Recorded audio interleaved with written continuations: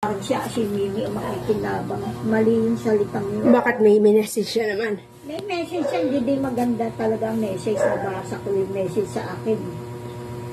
Pati yung pagsagot ko eh. Pinaalalayan daw niya, hindi daw niya sinabing. Sabi niya sa harap ko,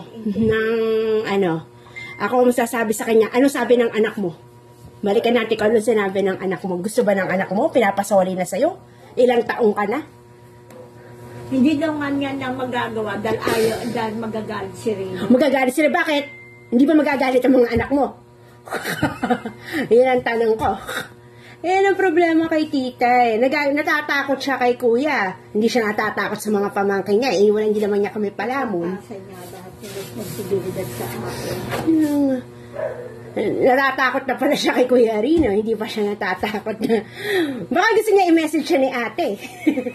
Natikit-tikilan ka nang matauhan siya. Dahil pag may nangyari sa'yo, hindi silang, yung mga kapatid mo, forma niyan. Walang mag-aalaga sa'yo, ma.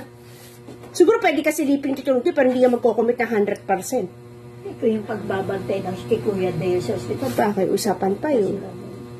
Wala silang Pati yun pa, yung pa niya. Sabihin niya sa harap ko, sa harap ng isang anak mo, sasagutin ko na talaga.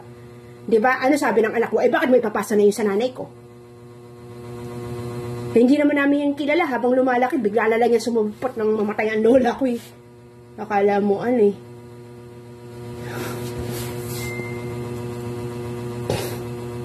Ibig sabihin, nagpadala pala ng pera kay Tito Alex noong araw si Lola Dory. Bukod ba doon sa donation?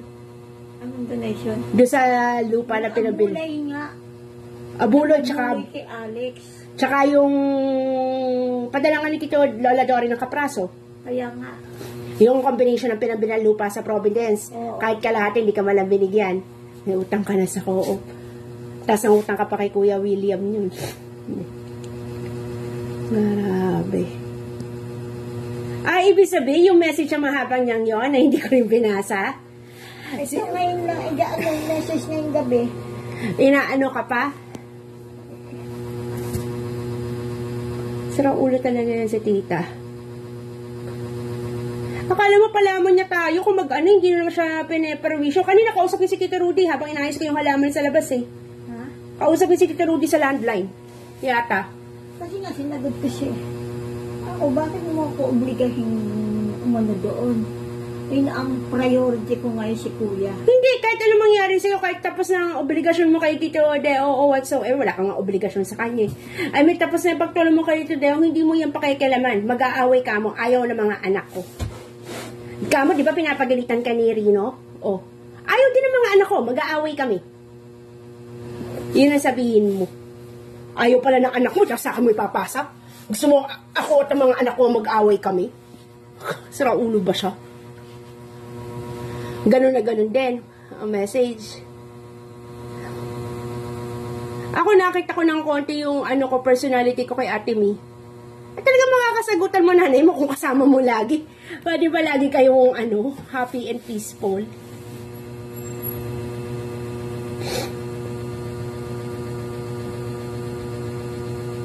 Sobrang haba.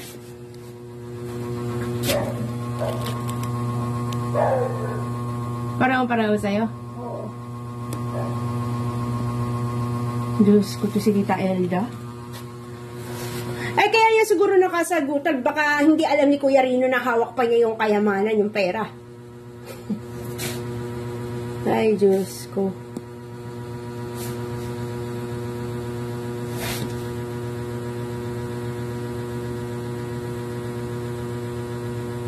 Ang lakas pa nga ng poses si Tito Rudy, kausap si Tita Elda, kaya rinig mo habang nag-ayos ako ng halaman Inayos ko yung halaman sa tinalian ko kasi yung talad para hindi masyado Grabe.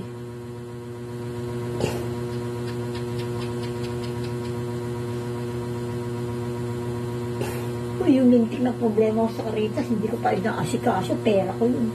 Yung paasikaso ko. Huwag mo yung pakalaman, ma. Sabihin mo ibalik mo sa kanya, nagagalit si Rino. Sa tingin mo ba, may anak ako, di ba? Magagalit din. At saka pag may nangyari sa akin, sasagutin mo ba ako sa mga anak ko?